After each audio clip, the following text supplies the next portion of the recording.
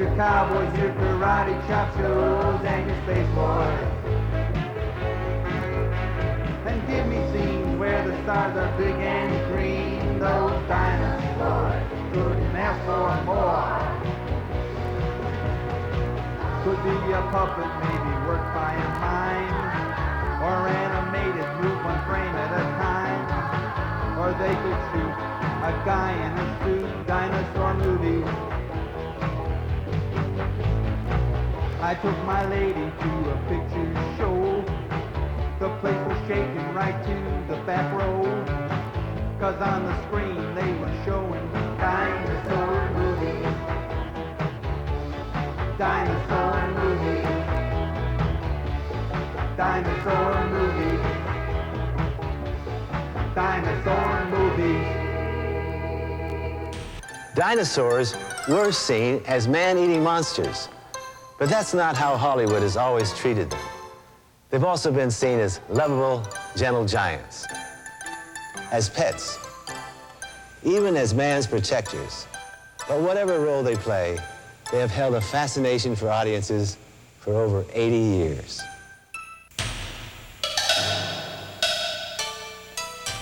As far back as 2,000 years ago, Chinese had discovered huge fossils which became known as dragon bones.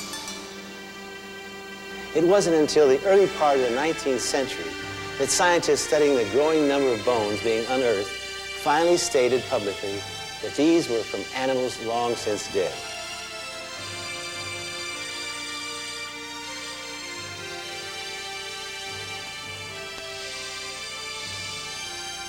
By the late 1800s, entire fossils discovered in Europe and America were put on exhibits like this one, and the public's curiosity with these giants would never disappear.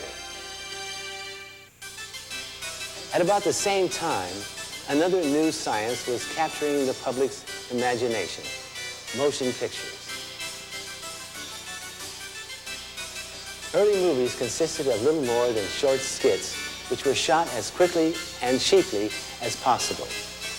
The plots were as simple and down to earth as the audiences who paid a nickel to see them.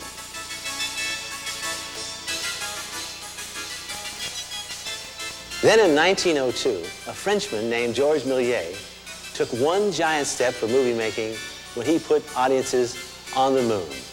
Almost single-handedly, Méliès pioneered trick photography, and suddenly, film fantasy was born.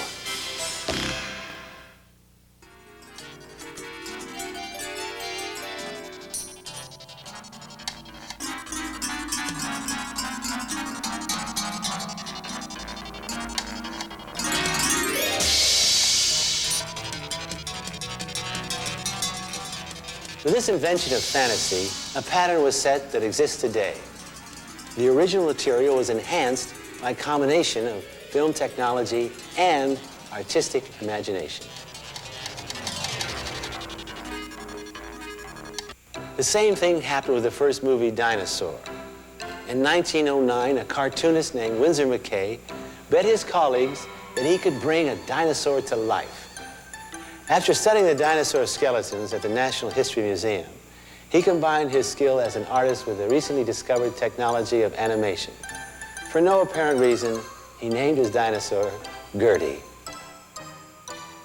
That was fairly accurately portrayed, surprisingly enough. Gertie was a kind of a dinosaur that was one of these long-necked sauropods, built like an elephant, and probably acts somewhat like an elephant. Movies have always reflected the mentality of the times in which they're made. So reflecting those gentler, simpler days of 1909, the first movie, Dinosaur, was more like a big puppy than a cold-blooded reptile.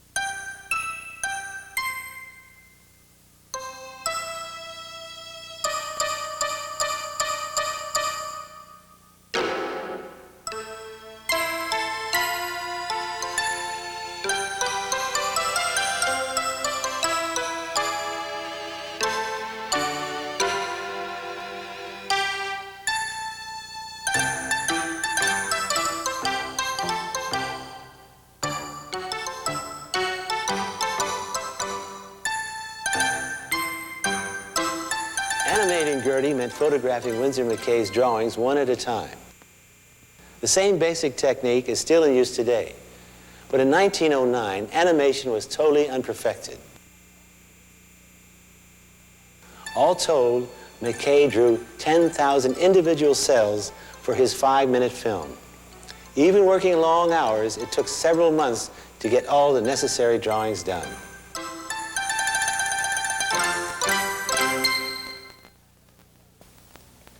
Gertie the dinosaur may have taken Winsor McCay forever, but the public loved his dinosaur. And filmmakers realized that these beasts had a future in Hollywood. But there were two problems. They needed to make them look real and build them much quicker.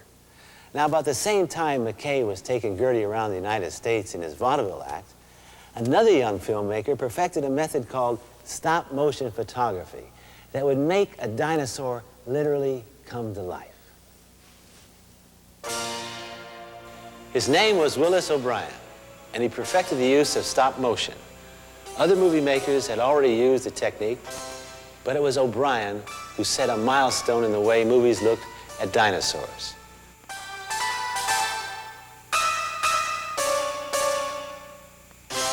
Much like animation, this process was incredibly time-consuming.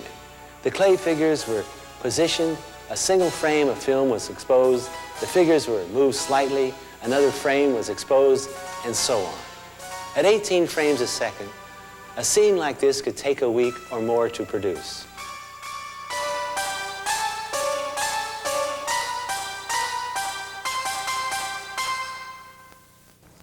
I think the really exciting thing about O'Brien was that his spirit generated from things from his own life and things that he had seen and knew and loved, you know, cowboys, horses, Indians, and sort of real-world ideas as opposed to ivory tower ideas or regurgitated ideas that a lot of the filmmakers are coming up with now. I mean, he was the first guy up with a lot of the ideas, and he had a wonderful sense of humor and a wonderful sense of adventure. And, you know, sometimes when I see his drawings or reproductions of his drawings from projects that didn't get made, I still get excited about them, you know. The comedy style of the day was slapstick, with lots of wild physical gags. In retrospect, it seems that O'Brien was heavily influenced by the master of slapstick, Charlie Chaplin.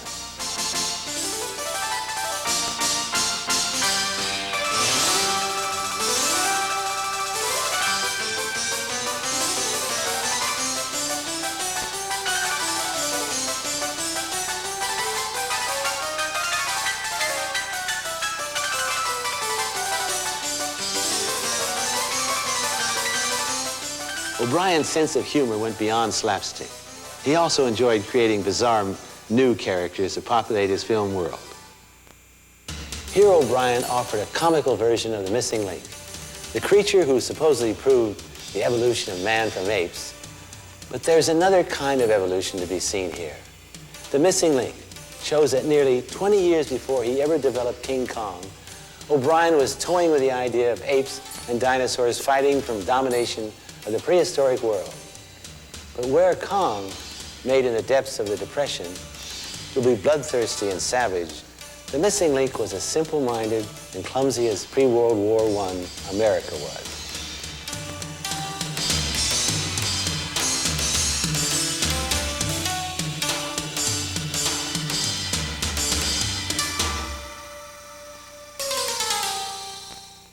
America marched off to the First World War believing that it would be glorious and heroic. But for the doughboys in the trenches, modern 20th century warfare was terrifying and deadly. Soldiers often found themselves attacked and besieged by immense cannons, huge noisy monsters that dwarfed them in size and strength.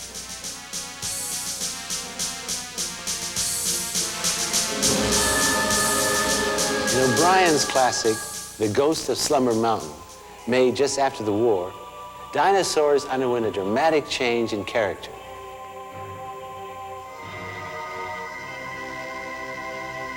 For the first time, dinosaurs were monsters.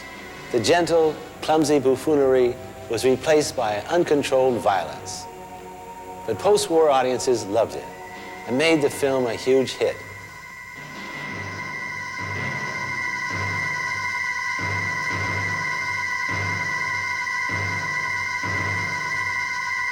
The Ghost of Slumber Mountain showcased the first realistic movie dinosaurs of all time. The films O'Brien made before that were basically comedies. They were like precursors to what we call today claymation. They were also, in some ways, early versions of the Flintstones type of situation, because they had little cavemen doing, involved in everyday activity with that sort of parallel with modern times. But those films were ludicrous compared to The Ghost of Slumber Mountain. So I think that was the real appeal in that film. It was the turning point. It was the first realistic dinosaur movie. O'Brien realized the potential successes future films featuring his creatures could expect, and began working on what would become the most successful dinosaur epic of the 1920s. In the early 1920s, expeditions brought back the first nest of dinosaur eggs from the Gobi Desert. The Carnegie Museum's expeditions to Vernal, Utah found the largest collection of dinosaur bones in the United States in a region that is known today as Dinosaur National Monument. The public was fascinated, and each new discovery only served to excite them more. Hollywood was becoming more exciting too. Movies were grand, splashy affairs, full of thrills, action, and high-flying adventure. In response to the tempo of the 20s, the movies really started to move. Location shooting brought a new dimension of realism and a much greater sense of scale. But a particular interest was the resurgence of monster movies. In those so sophisticated times, the only thing we had to fear was the unknown. It was Sir Arthur Conan Doyle, creator of Sherlock Holmes, who provided the next important step in dinosaur films. His book, The Lost World, sparked a tremendous response among dinosaur fans all over the world. Certainly the results have justified me. I'm quite sure I could fill a room of my house with the letters that I have received from people telling me of the consolation which my writings on this subject and my lectures on this subject have given to them. In 1925, all the elements came together to create movie history. Willis O'Brien's version of Doyle's book was the first feature-length, big-budgeted Hollywood movie about dinosaurs, and the public loved it.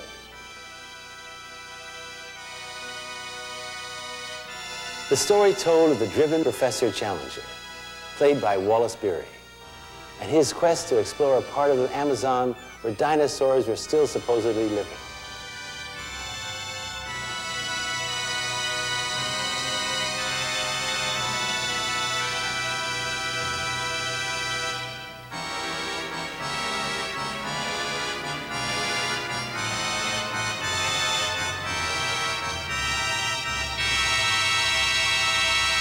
The story is familiar today because we've seen so many versions of it. But in 1925, this was big stuff. After fighting their way through the dense jungle, Challenger and his team finally reached the heart of the Amazon, where Lone Plateau has imprisoned an entire prehistoric world. The first glimpse of O'Brien's monsters shocked audiences every bit as much as it did Professor Challenger and his expedition. O'Brien's earlier pre-World War I concept of dinosaurs as big, clumsy, comedic house pets was long gone. Here in 1925, there were savage killers living in a completely uncivilized world. Gertie's good nature was replaced with some roaring 20s rage.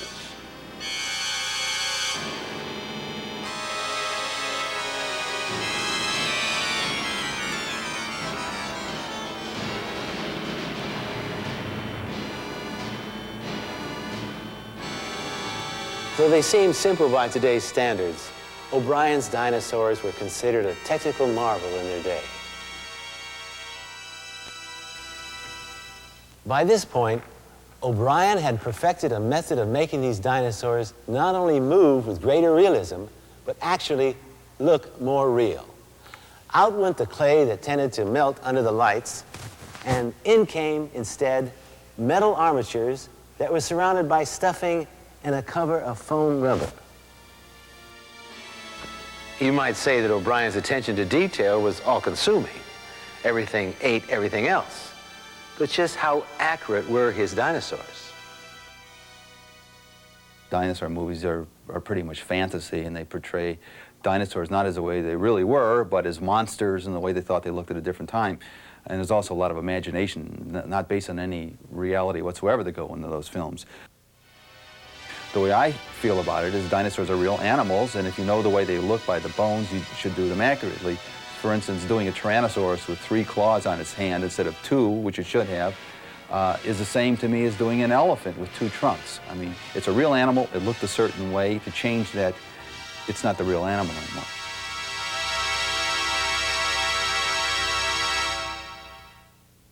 Another myth that the movies perpetuate is that dinosaurs all lived at the same time and in the same place, when actually they lived all over the world, every continent, over a span of 140 million years or more, during which time they were constantly dying off and being replaced by other kinds of dinosaurs. So the classic confrontation, say, between a Tyrannosaurus and an Apatosaurus or a Stegosaurus never happened.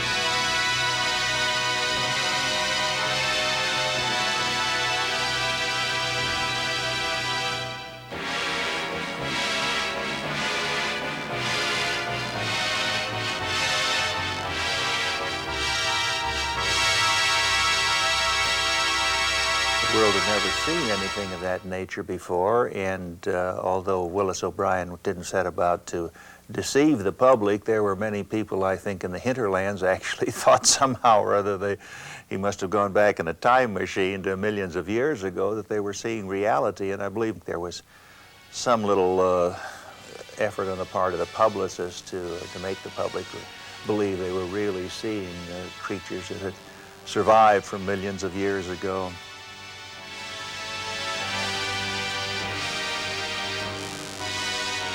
I think one reason that dinosaur films, or films based on prehistoric themes, were very popular back then, was not only because of these discoveries. There were a lot of discoveries made during that time, but also the Scopes trial was very much in the news at that time. Clarence Darrow and William Jennings Bryan debated the theories of creation versus evolution.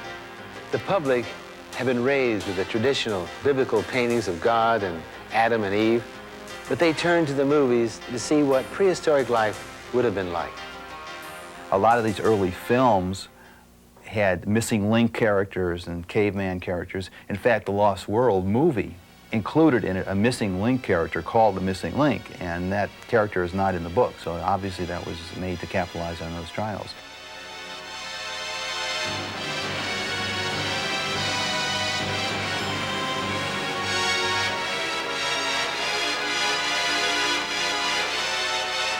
Again, O'Brien was toying with a monkey character, this time a human in elaborate and very uncomfortable looking makeup.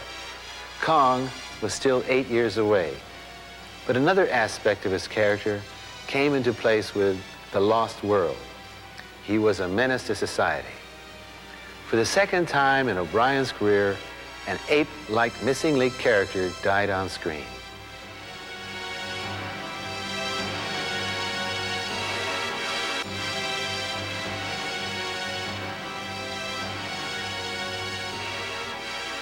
Perhaps more important than the film's accuracy is his sense of drama. An extremely important precedent was set in The Lost World when Professor Challenger's explorers actually brought a dinosaur back to civilization. Naturally, it got loose.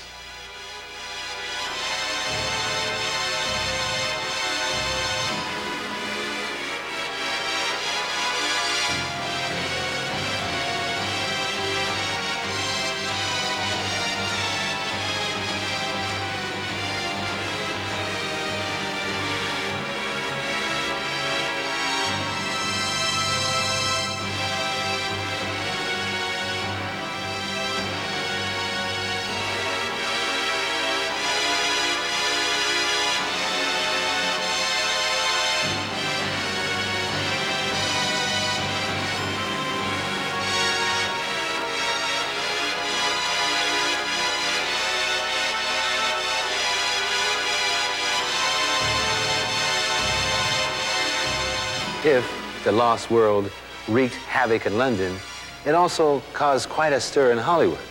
The box office returns were incredible, and Willis O'Brien's career was in high gear. But the picture business didn't drown itself in sequels as it does today. It would take 8 years and a major false start before O'Brien finished another film. But when he did, it turned out to be his masterpiece.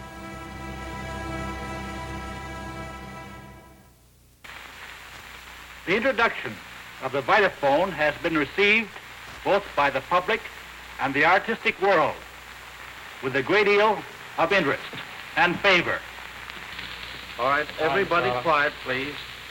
After the bell. Today, it's hard to understand what a radical invention talking pictures were. All the time in the tropical time. Imagine a new process that completely changes the movie industry, requires buying all new equipment, and completely revolutionizes the way movies are made. That was what sound did. That it became popular at the same time the Depression started in America made Hollywood's job doubly hard. The studios struggled to find material that fit both the new technology of sound and the new mentality of the 30s. Box office returns dropped so drastically that several studios almost went out of business. That was the situation at RKO, where Willis O'Brien was working on his biggest picture, called appropriately Creation. Creation was going to be a feature. It was going to be directed by Harry O. Hoyt, who directed The Lost World, for RKO. And the story was about a prehistoric promontory that rises off the coast of South America. It's interesting that both Creation and The Lost World were set in South America. Anyway, it had dinosaurs. It was going to be a feature-length movie with conflicts and battles and them trying to get off the island, this sort of thing.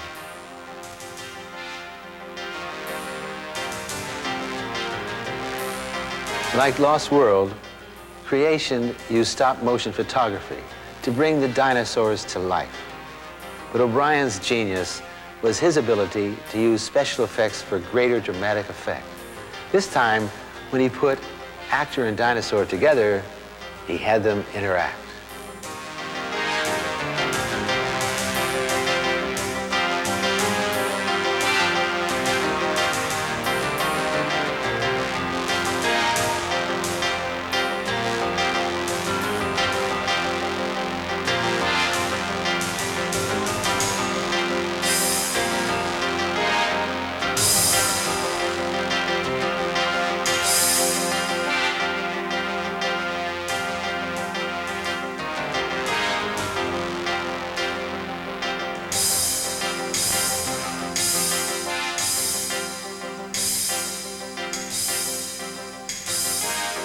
Creation was to be a story all its own. It seemed to me, in retrospect, it was somewhat similar to the novel of Edgar Rice Burroughs of The Land That Time Forgot. And all that survives is just a bit of footage with a human actor running away from one of the dinosaurs. And it's rather unusual. I don't recall it being in any other of the dinosaur films that you seem to be on the back of this dinosaur and running after the man. The film was too expensive for RKO, and production was halted. About the same time, producer Marion C. Cooper was brought to RKO, and he had a special idea for a movie. Cooper was developing an action film that would feature a giant ape.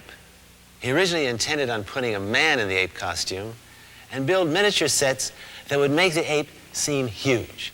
But when he saw the tests for Creation, Cooper realized that the stop-motion method was perfect for his film, soon to be known as King Kong.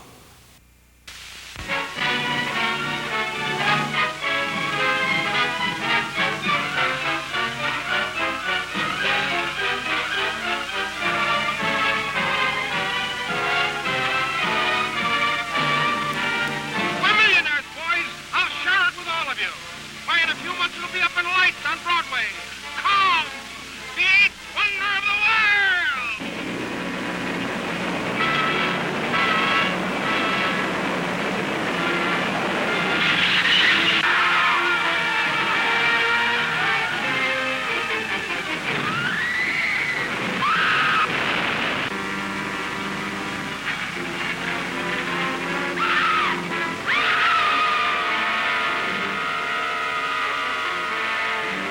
Like the Brontosaurus in Lost World, Kong was brought to civilization with truly disastrous results. But unlike the dinosaur, the character of Kong was given real emotions. O'Brien's attention to detail and his ability to use special effects in the most dramatic way earned him the respect of the Hollywood community. But in a way, the film represented a step backward in his career. Here, Obie went from being a producer to being just an effects creator or supplier. But on the other hand, he went from being the producer of a screenplay that wasn't particularly good to being, a technician on a film that was largely successful and, remembered for decades and decades. So one wonders what would have happened if they'd made Creation instead of Kong. It's hard to say. As far as the dinosaurs in King Kong being accurate, many of them were accurate by the way they looked, again, based on what was known at the time.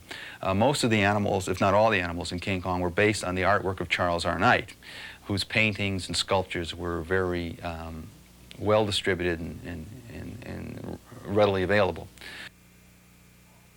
What's not accurate, all the dinosaurs in that film, all the prehistoric animals were too big, way too big. The Tyrannosaurus, for instance, had 3 claws again on each hand. That's because that's what they thought back then.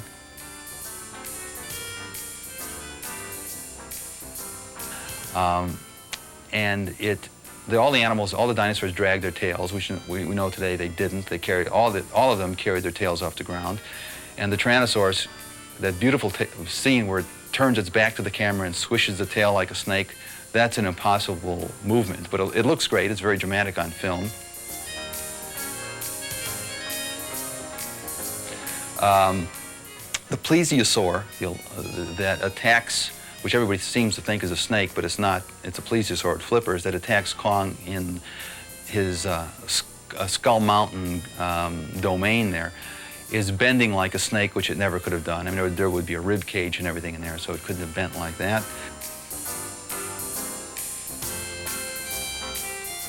The Stegosaurus is showed with paired plates. They should be alternating plates.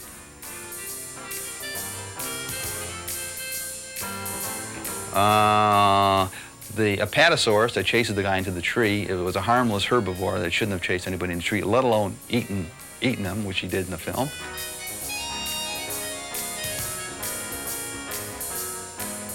But I don't like to point out the inaccuracies about King Kong because it's such a great dramatic movie. And again, a lot of it was based on what they knew at the time. And a lot of it, as far as the size is concerned, was based on apparently Marion C. Cooper always insisting, coming down to the miniature sets and always insisting, make it bigger, make it bigger, make it bigger. So that's why I think they're the size that they are. By the mid-30s, dinosaurs were bigger than ever.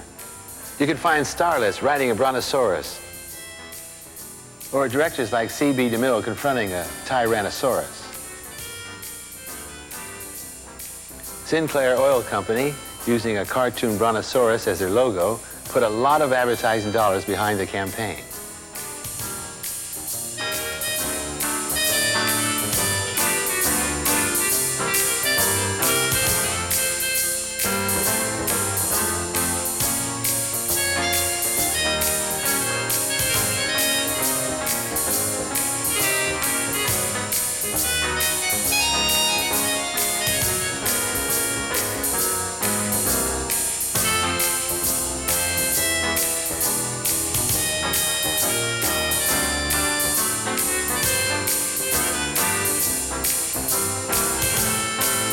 So the world was dinosaur conscious in the 30s. In fact, even at the 1933 World's Fair, there were all kinds of dinosaur exhibits. This is a life-size, or almost life-size, pteranodon, which is not a dinosaur, it's a pterodactyl, which was made for the 1933 Chicago World's Fair, the Century of Progress. It was part of an exhibit called The World a Million Years Ago. What that was a kind of a dome structure that you would go into, and there would be a moving sidewalk, and the sidewalk would convey you through time. They had all these different exhibits of mechanical prehistoric creatures from different time periods, and it was as if you were going to the past. This looks pretty clunky by today's standards, But in 1933, this was state of the art, and I guess if you didn't see it up close enough and the lighting was just right, it was pretty amazing and fooled a lot of people.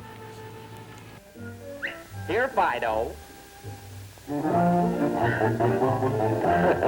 By the late 1930s, a light-hearted cartoon dinosaur, not unlike Gertie, appeared to make us laugh.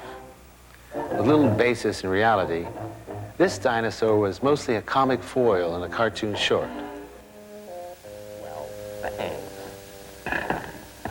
Now, come on, I'm famished.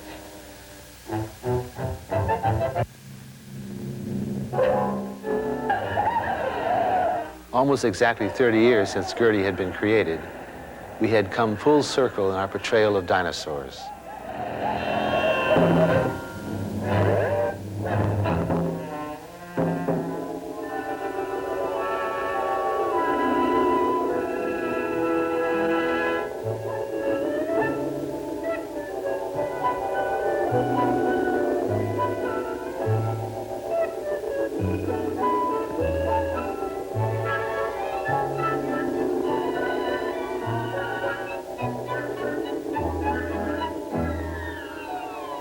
The most radical change lay ahead with a war and a bomb.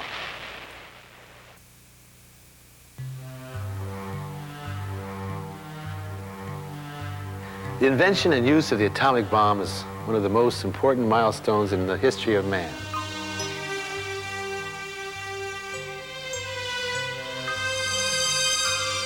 With its incredible power to devastate, the bomb gave us an interesting perspective on dinosaurs. We could actually comprehend extinction. In Japan, the only country ever to suffer the horror of an atomic bomb, the damage to property was immense, but the impact on the public's psyche was incalculable. The experience of the bomb created the next major step in the movie's portrayal of dinosaurs. Movies have always been sensitive to changes in society and are quick to reflect them. The devastation of the atom bomb shattered our sense of security and made us realize how vulnerable we really are. The Cold War fostered a growing paranoia, and suddenly, the giants from the past became the symbols of the evil in the world. Reptilicus, a monstrous beast, immune to bullets, spewing green death at all who oppose him. Reptilicus, indestructible, Reptilicus in color. In the 50s, there was something that happened. Life magazine published a series called The World We Live In. And this included one issue which was about dinosaurs, and it was cover featured. This painting on this cover of this magazine was on every newsstand in the country. Everybody saw it, and it started a whole new interest. That magazine led to comic book series. It led to the first commercially sold dinosaur toys that were sold in places like dime stores and toy shops. And so I think that's what happened in the 50s. A spillover from the influence of the World War II ending with the bomb, and then people again becoming dinosaur conscious because of that Life magazine cover. During the early 1950s, master special effects artist Ray Harryhausen brought us one of the first atomic dinosaurs in The Beast from 20,000 Fathoms. For a while there, the animation end of it was kind of on the decline, and it was obviously was much faster and less expensive to have men in suits. You know, when Ray Harryhausen got in the act and began animating, and Jim Danforth, that can take several years out of their life, because when you just have to make a little movement and take a shot, and another little movement and take a shot, and so on, in order to see something on the screen, they can take a whole day for a very short sequence. Dinosaur movies have not really been influenced that much by any scientific reality. Today, for the most part, dinosaur movies are still kind of a throwback to the 1930s. They're not really based on fossil evidence or scientific reality of any sort. They're based on earlier movies. So instead of going to a skeleton as your reference point and saying, let's reconstruct this animal from the skeleton up. They'll go to an old Willis O'Brien or Ray Harryhausen film and use that as their inspiration. Again, models that were sometimes based on restorations and things that were done around the turn of the century. So we still have a lot of inaccuracy in dinosaur movies. With the exception of The Lost World, placed within the context of when it was made and what was known back then, there has never yet been an accurate, a Hollywood-type dinosaur movie in which these animals were portrayed accurately based on what we know today. We've seen how films have been inspired by the fossils that have been uncovered over the last century. But paleontology's mysteries have also inspired filmmakers' imaginations. The debate goes on. Why dinosaurs, which existed over 140 million years, would suddenly disappear some 65 million years ago? Were dinosaurs warm-blooded, and how did they sound? Some scientists have even wondered if they completely disappeared. For example, this plesiosaur, dead for some 100 million years, may, according to some people, have a relative living in Scotland. Nessie, as some people call the reported animal living in Loch Ness, has been reported for several centuries. Nobody is sure what it is, if it exists at all. But reports of a long neck peering out of the water have linked it to the long-dead Plesiosaurus. Thousands of miles away in the Congo, scientific expeditions have investigated native reports of a huge creature that closely resembles a brontosaurus. This is a dream that, as more and more exploration continues, it's more and more difficult to hold that dream. And so far, the evidence isn't very conclusive. Chances are it's not a dinosaur. It may be some other reptile or maybe some mammal that might have some resemblance to some parts of a dinosaur. But the odds are that it isn't really a dinosaur. While highly unlikely, Hollywood thought it interesting enough to make a film about the possibility of finding a living dinosaur, the Disney production Baby.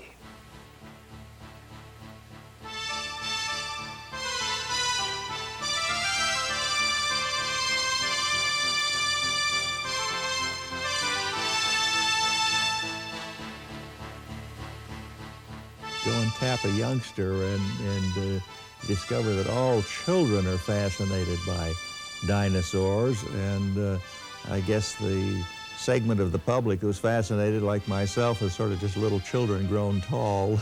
we love to see those gigantic prehistoric creatures.